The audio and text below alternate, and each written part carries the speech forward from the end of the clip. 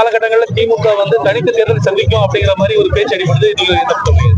இல்ல அது ஒவ்வொரு கட்சிக்கும் ஒவ்வொரு கொள்கை இருக்கு, ஒவ்வொரு நிலைப்பாடு இருக்கு. அவங்க என்ன நிலைப்பாடு அவங்க எடுக்கிறாங்களோ அந்த நிலைப்பாட்டு அவங்க பண்ணுவாங்க. அதுல ஒன்றும் யாரும் அதை ஒன்றும் தடுத்து நிறுத்த முடியாது.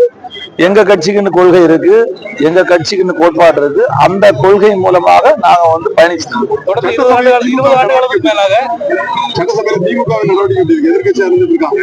பொறுப்பாட்டு செயல்படுறாங்களா?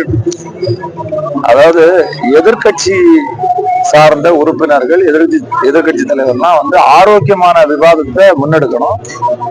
ஆரோக்கியமான விவாதம் தான் இன்னைக்கு தமிழ்நாட்டில் இருக்கக்கூடிய அரசினுடைய திட்டங்களா இருக்கட்டும் அல்லது மக்களுடைய பிரச்சனையா இருக்கட்டும், அதை எழுப்பணும்.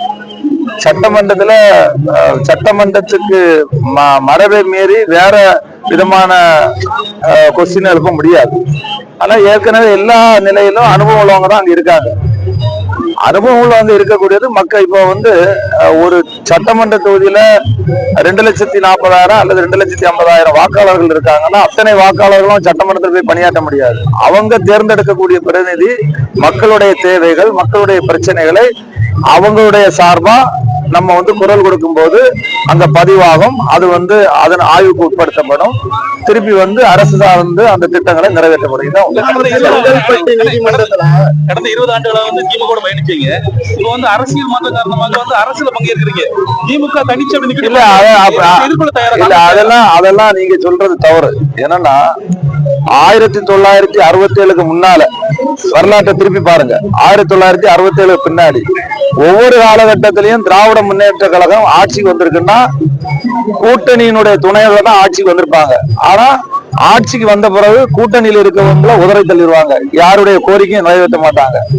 அதனால அந்த மாதிரி யாருமே நினைக்க கூடாது. இன்னைக்கு காங்கிரஸ் கட்சியும் அவங்களுக்காக அவங்களுடைய வேட்பாளர்களுக்காக வேலை செய்திருக்காங்க, எங்களுக்கு அவங்க வேலை செய்திருப்பாங்க. ஆனா மறைமுக பேச்சுவார்த்தை என்னென்ன நடந்தது?